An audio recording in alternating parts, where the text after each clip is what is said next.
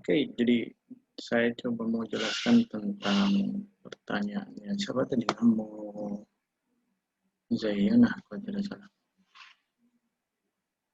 Iya, Zainah sama Indah. Terkait dengan kecemasan, terkait dengan kecemasan di alam bawah sadar atau biasa kita sebut sebagai neurotik. Nah, neurotik ini kan ada di pembahasannya. Ini ada di pembahasannya.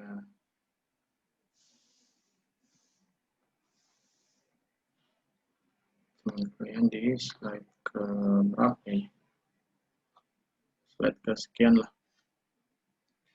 Nah, yang dimaksud sebagai kecemasan neurotik itu dia kecemasan. Kenapa Freud mengatakan kecemasan neurotik itu berasal dari konflik alam bawah sadar dalam diri individu, karena konflik tersebut tidak disadari oleh orang, kemudian juga tidak menyadari alasannya dan tidak menyadari alasan kenapa dia cemas. Jadi ada kecemasan neurotik. Secara sederhana saya mau jelaskan seperti ini. Kecemasan neurotik itu dia sebenarnya bawaan. Jadi ada orang yang punya bawaan lahir. Jadi ada orang yang punya bawaan lahir secara neurotik, secara sistem saraf, dia itu punya gangguan kecemasan. Misal mudah untuk stres, mudah untuk depresi, mudah hilang kesadarannya. Sama itu misalnya kalau secara umum sekali nih, biasa kita katakan sebagai orang gila. Nah, orang gila itu mungkin dia cemas tuh, tapi ada orang gila itu ini bukan karena kecemasan bukan karena kecemasan ditakut-takuti atau ada masalahnya, ada utang piutangnya, ada problemnya di rumah, problemnya dengan orang lain, tidak. Jadi dia kecemasan neurotik itu kecemasan yang muncul dengan sendirinya. Secara sistem saraf, secara bawaan lahir punya ke orang potensi seperti itu. Jadi tidak ada stimulus dari luar, tidak ada yang treatment dari luar, tapi tiba-tiba saja langsung bisa tinggi kecemasannya. Nah, menurut Freud itu bisa tinggi kecemasannya itu karena kecemasan itu lahir adanya konflik bawah sadar. Jadi tidak narasi itu orang bilang terjadi konflik. Kalau bilang Freud itu ada konflik antara id terhadap ego dan superego, tapi itu tidak disadari istilahnya.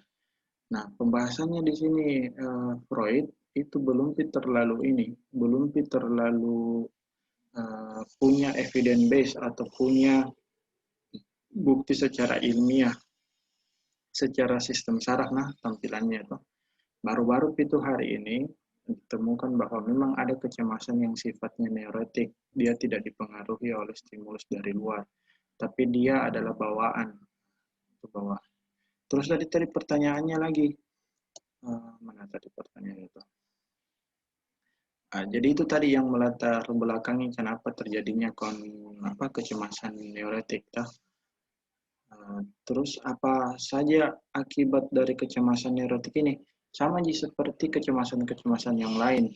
Orang kemudian tidak mampu beraktivitas dengan normal. Orang kemudian tidak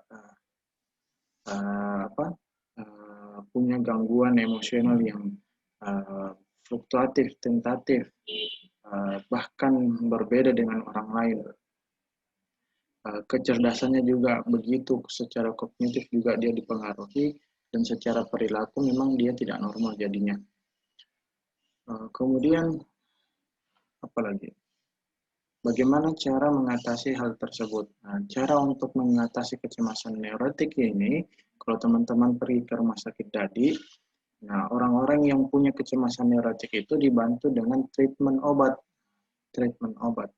Obat ini itu dikeluarkan oleh psikiater ya. Dia dikeluarkan oleh psikiater dan itu akan membantu proses penyembuhan. Karena penyembuhannya itu berpengaruh di bagian saraf otak, maka itu harus ditreatment secara obat-obatan. Nah, kalau dia ditreatment secara misalnya kayak konseling atau terapi, susah untuk terpengaruhi karena itu adalah bawahan.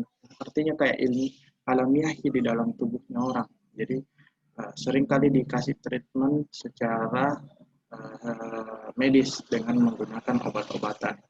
Nanti itu diiringi dengan terapi-terapi tertentu untuk menghilangkan atau mengurangi kecemasan neurotik ini. Seperti itu.